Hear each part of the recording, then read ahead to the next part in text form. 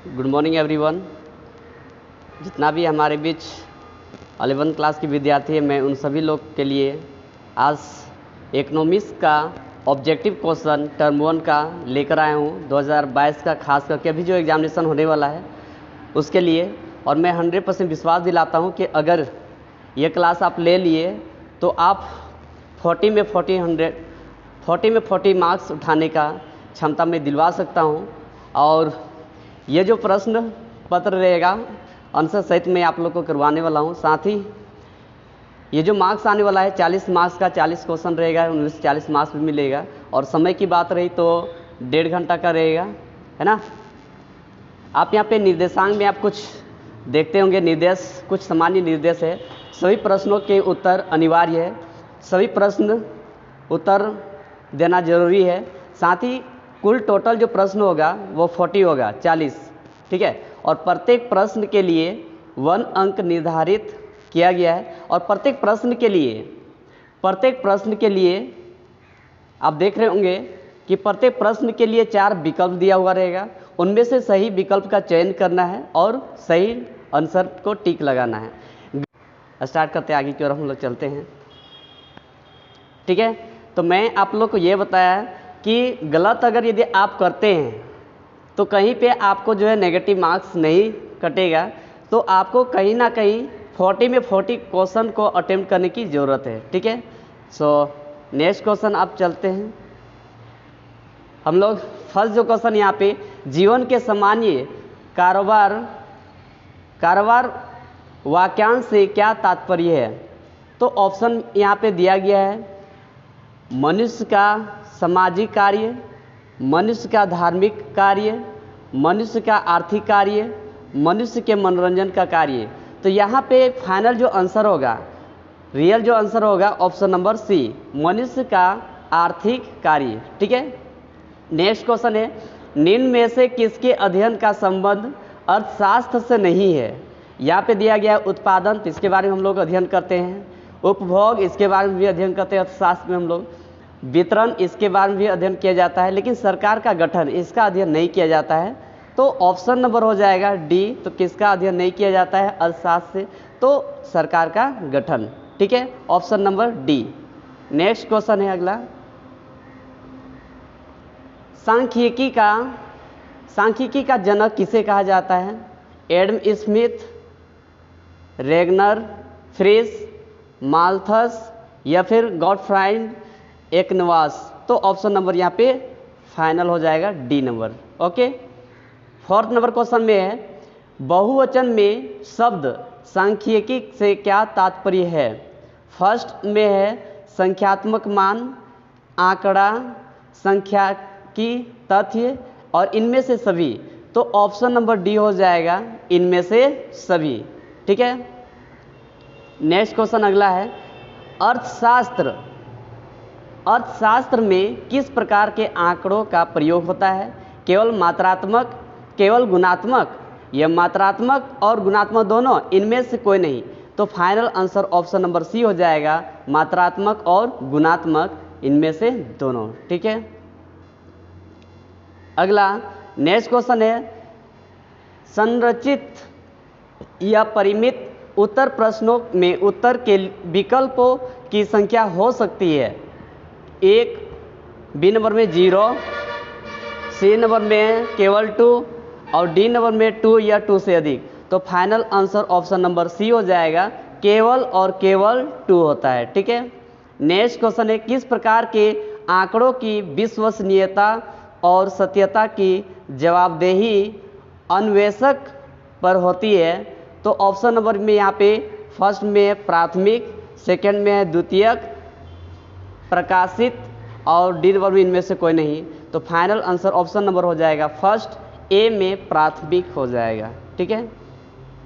Next question है, आंकड़ा संग्रह के लिए सूचनाएं एकत्रित करने वाला व्यक्ति खाली स्थान कहलाता है। उत्पादक, निवेशक, अन्वेषक या प्रेक्षक, उपभोक्ता। तो ऑप्शन नंबर हो जाएगा सी, अन्वेषक, प्रेक्षक, ठीक है।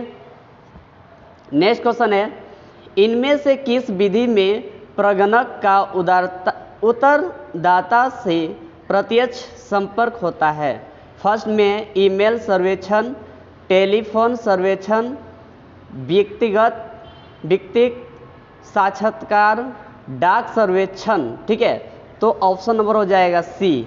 ठीक है, नेक्स्ट क्वेश्चन है, स्वतंत्रता प्राप्ति के बाद भारत में सर्वप्रथम कब जनगणना कार्य हुआ था? तो स्वतंत्रता जब प्राप्त हुआ हमारा भारत में, जब आज़ादी मिला, तो उसके बाद भारत में सर्वप्रथम मतलब सबसे पहले कब जनगणना कार्य हुआ था? तो यहाँ पे ऑप्शन में दिया गया है 1947। ठीक है, ऑप्शन नंबर में दिया गया 1947, 1951, 1948, 1971। तो final answer option number B हो जाएगा 1951 ईस्वी में। ओके, नेक्स्ट क्वेश्चन है अगला, वर्गीकरण। वर्गीकरण आंकड़ों को खाली स्थान व्यवस्थित की प्रक्रिया है। स्तंभों में, पंक्तियों में। सी नंबर में है खास आधार पर समूह या वर्गों में। डी नंबर में है विभिन्न स्तंभों तथा पंक्तियों में। तो ऑप्शन नंबर डी हो जाएगा विभिन्न स्तंभों तथा पंक्तियों में। ठीक है, अगला क्वेश्चन है, एक वर्ग का मध्य बिंदु बराबर है। हम लोग generally 6th class, 7th class, 8th class, 9th class पढ़ते आए हुए हैं। मध्य बिंदु ज्ञात करने के लिए उच्च, फर्स्ट में दिया गया है उच्च वर्ग की सीमा और निम्न वर्ग की सीमा के औसत। दूसरा में वर्ग सीमा और निम्न सीमा का योग, या फिर उच्च वर्ग की सीमा और निम्न वर्ग की सीमा का गुणनफल, ये भी नहीं होगा। उच्च वर्ग सीमा और निम्न वर्ग की सीमा के अंतर, ये भी नहीं होगा। तो बिल्कुल फर्स्ट नंबर ऑप्शन में हो जाएगा उच्च वर्ग सीमा और निम्न वर्ग सीमा का औसत। मतलब कि इसमें फिर 2 से डिवाइड देते हैं, है कि नहीं, मध्य बिंदु ज्ञात करने के लिए। नेक्स्ट अगला जो क्वेश्चन है, बारंबारता। अगला क्वेश्चन क्या है, बारंबारता वितरण में अपरिष्कृत आंकड़ों को खाली स्थान चर में वर्गीकृत किया जाता है। फर्स्ट में है गुणात्मक, सेकंड में है मात्रात्मक, थर्ड में है स्थानीय, डी नंबर में है विभिक्त। तो ऑप्शन नंबर हो जाएगा बी नंबर मात्रात्मक, ये फाइनल आंसर हो जाएगा। ठीक है, अगला क्वेश्चन है, निम्नलिखित में से कौन चर संतत चर का एक उदाहरण है? क्या क्षेत्रफल होगा, बच्चों की संख्या होगा, या पासे पर आने वाली संख्या होगा, या विद्यालय में पढ़ने वाले विद्यार्थियों की संख्या होगा? Yes, final answer option number हो जाएगा डी, विद्यालय में पढ़ने वाले विद्यार्थियों की संख्या।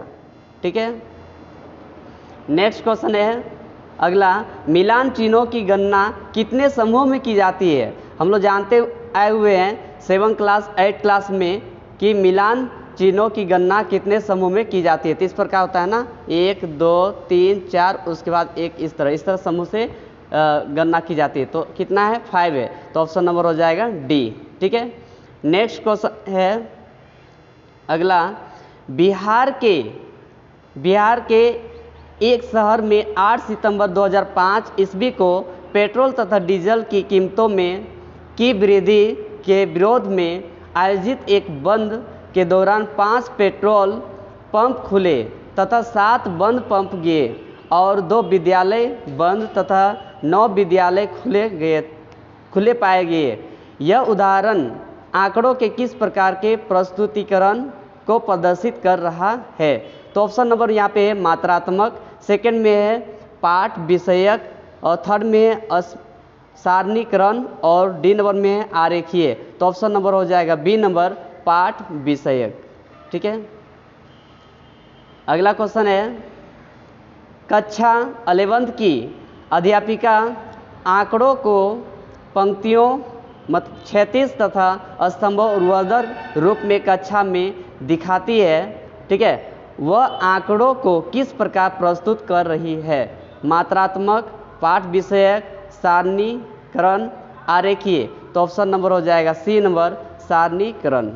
ठीक है, नेक्स्ट क्वेश्चन है, सुमित पिछले 10 वर्षों की अवधि के दौरान एक विद्यालय में अध्ययन करने वाले विद्यार्थियों की संख्या को सारणीबद्ध करता है।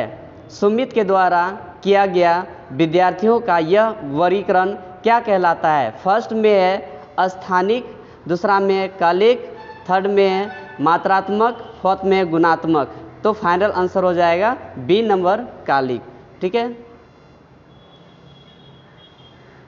अगला क्वेश्चन है काल श्रेणी आंकड़ों के प्रस्तुतिकरण के लिए निम्न में से किसका प्रयोग किया जा सकता है? फर्स्ट में बारंबारता आरेख, सेकंड में दंड आरेख, सी नंबर में बारंबारता बहुभुज और डी नंबर में त्वरण। तो फाइनल आंसर ऑप्शन नंबर हो जाएगा डी, त्वरण हो जाएगा। ठीक है। इस प्रकार नेक्स्ट क्वेश्चन है त्वरण को किस नाम से जाना जाता है? तो ऑप्शन फर्स्ट में संचय बारंबारता वक्र, बी में दंड आरेख और सी में वृत्त आरेख और डी नंबर में अंक गणितीय आरेख।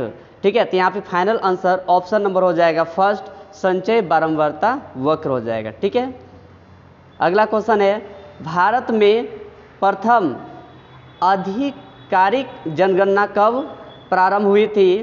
फर्स्ट में 1951, सेकेंड में 1921, थर्ड में 1947 और डी नंबर में 1821 ईस्वी में। तो यहाँ पे final answer option number A हो जाएगा 1951 ईस्वी में। ओके। नेक्स्ट क्वेश्चन है ब्रिटिश काल में भारत की राष्ट्रीय आय की गणना का पहला प्रयास किया था? किसने किया था? फिडले सिराज, बी नंबर में BKRV राव, सी नंबर में दादा भाई नौरोजी, डी नंबर में विलियम डिग्बी। तो ऑप्शन नंबर हो जाएगा सी, दादा भाई नौरोजी। ठीक है। नेक्स्ट क्वेश्चन है अगला है रेलवे ने भारत की अर्थव्यवस्था की संरचना को किस प्रकार प्रभावित किया? तो ऑप्शन नंबर फर्स्ट में है लोग अब लंबी यात्राएं कर सकते थे, बी नंबर में कृषि के व्यवसायीकरण को बढ़ावा मिला, सी नंबर में जान माल की हानि हुई और डी नंबर में ए तथा बी दोनों। तो ऑप्शन नंबर फाइनल हो जाएगा डी नंबर, ए तथा बी दोनों। मतलब लोग अब लंबी यात्राएं कर सकते थे और कृषि के व्यवसायीकरण को भी बढ़ावा मिला। ठीक है। नेक्स्ट क्वेश्चन है स्वतंत्रता के पश्चात भारत में किस आर्थिक प्रणाली को अपनाया गया? तो ऑप्शन नंबर यहाँ पे देख रहे होंगे पूंजीवादी, मिश्रित, समाजवादी, इनमें से कोई नहीं। तो फाइनल आंसर ऑप्शन नंबर हो जाएगा बी, मिश्रित हो जाएगा। ठीक है। नेक्स्ट क्वेश्चन है औपनिवेशिक काल में भारत के औद्योगिकरण के पीछे विदेशी शासकों के क्या उद्देश्य थे?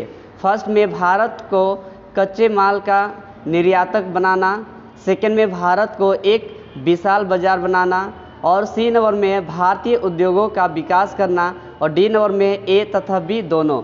तो यहाँ पे भी ऑप्शन नंबर हो जाएगा डी, ए तथा बी दोनों। ठीक है।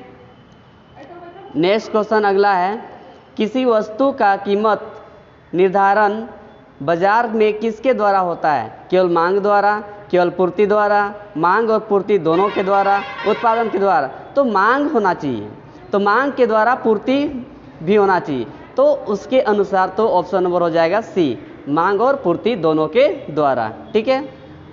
नेक्स्ट क्वेश्चन है अगला राष्ट्रीय योजना समिति का गठन कब किया गया था? 1935 ईस्वी में, ठीक है, 1938 ईस्वी में, 1944 ईस्वी में, 1947। तो फाइनल आंसर ऑप्शन नंबर हो जाएगा बी, 1938 ईस्वी में। ठीक है। नेक्स्ट क्वेश्चन अगला है पंचवर्षीय योजना की अवधि कितनी होती है? यहाँ पे 5 से ही समझ में आ जाता है, ये 5 वर्ष का होगा। ठीक है। ऑप्शन नंबर फर्स्ट ही हो जाएगा, ए नंबर, है ना। नेक्स्ट क्वेश्चन है अगला किस प्रकार नेक्स्ट क्वेश्चन अगला है किस प्रकार की आर्थिक प्रणाली में उत्पादित वस्तुओं को लोगों के बीच उनकी क्रय क्षमता के आधार पर वितरित किया जाता है? समाजवादी, दूसरा में साम्यवादी, तीसरा में सार्वजनिक और डी नंबर में पूंजीवादी। तो यहाँ पे ऑप्शन नंबर फाइनल हो जाएगा डी, पूंजीवादी हो जाएगा। ठीक है। नेक्स्ट क्वेश्चन है भारत की प्रथम औद्योगिक नीति की घोषणा कब की गई? 1945 ईस्वी में, 1948 ईस्वी में, 1947 ईस्वी में, 1951 ईस्वी में? तो आंसर जो होगा फाइनल आंसर 1948 ईस्वी में भारत की प्रथम औद्योगिक नीति की घोषणा की गई थी। ठीक है। नेक्स्ट क्वेश्चन अगला है, भारतीय सांख्यिकी संस्थान कहाँ अवस्थित है? नई दिल्ली, मुंबई, कोलकाता, पटना। तो ऑप्शन नंबर हो जाएगा सी, फाइनल हो जाएगा कोलकाता हो जाएगा। ठीक है। अगला नेक्स्ट क्वेश्चन है, आर्थिक समृद्धि का प्रमाणिक सूचक खाली स्थान है। फर्स्ट में सकल घरेलू उत्पाद, सेकेंड में साक्षरता दर, थर्ड में जीवन प्रत्याशा और डी नंबर में जीवन स्तर। तो ऑप्शन नंबर फर्स्ट हो जाएगा सकल घरेलू उत्पाद। ठीक है। नेक्स्ट क्वेश्चन है, विश्व व्यापार संगठन WTO, ठीक है, इसका फुल फॉर्म होता है वर्ल्ड ट्रेड ऑर्गेनाइजेशन। ठीक है। तो की स्थापना कब की गई? तो फर्स्ट में 1990, सेकेंड में 1995, सी में 1955 और डी में है 2000 ईस्वी में। तो ऑप्शन नंबर हो जाएगा बी। ठीक है, 1995 ईस्वी में विश्व व्यापार संगठन की स्थापना की गई थी। ठीक है। नेक्स्ट क्वेश्चन है अगला, भारत में नई आर्थिक नीति की घोषणा कब हुई थी? 1991 ईस्वी में, 1995 ईस्वी में, 1996, 2004 ईस्वी में। तो ऑप्शन नंबर फाइनल हो जाएगा 1991 ईस्वी में। ठीक है। प्रत्यक्ष कर खाली स्थान लगाया जाता है, किसको लगाया जाता है? व्यक्ति की आय पर। ठीक है, कहाँ पे लगाया जाता है?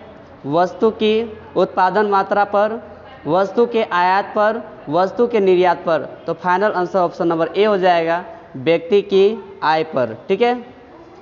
नेक्स्ट क्वेश्चन अगला है, विनिवेश का उद्देश्य क्या है? वित्तीय अनुशासन बढ़ाना, आधुनिकीकरण में सहायक देना, सरकार द्वारा आय एकत्रित करना, इनमें से सभी। तो ऑप्शन नंबर डी हो जाएगा इनमें से सभी हो जाएगा। ठीक है, फाइनल आंसर हो जाएगा। नेक्स्ट क्वेश्चन है अगला, योजना आयोग के पदेन अध्यक्ष होते थे, किसने होते थे? राष्ट्रपति, वित्त मंत्री, गृह मंत्री, प्रधानमंत्री। तो ऑप्शन नंबर यहाँ पे डी हो जाएगा प्रधानमंत्री हो जाएगा। ठीक है। इस प्रकार हम लोग अंत की ओर चल रहे हैं। सेकंड अगला क्वेश्चन है,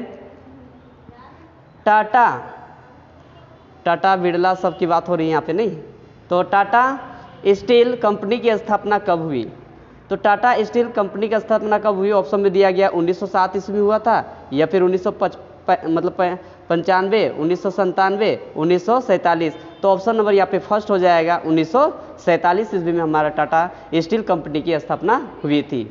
नेक्स्ट क्वेश्चन अगला है, अच्छा टाटा स्टील कितने देशों में कार्यरत है, मतलब कितने देशों में वर्क कर रही है? ठीक है। तो फर्स्ट में 26, 16, 30 या 31। तो ऑप्शन नंबर सी हो जाएगा 30 हो जाएगा। ठीक है। लास्ट क्वेश्चन है, विश्व बैंक को किस नाम से जाना जाता है? IMF, IVRD, WTO, BRICS। ठीक है। तो ऑप्शन नंबर हो जाएगा फाइनल बी नंबर IVRD हो जाएगा। यहाँ पे एग्जैक्ट आंसर बी नंबर हो जाएगा। मैं उम्मीद करता हूँ आप सभी लोग को सारा सेट 1 इकोनॉमिक्स का आप लोग क्लियर हो गया होगा। हम लोग नेक्स्ट सेट के लिए आप सभी लोग रेडी रहिएगा। नेक्स्ट डे हम लोग फिर से मिलेंगे। तो आज की क्लास को यहाँ पे वाइंड अप करते हैं। जय हिंद, जय भारत, जय झारखंड।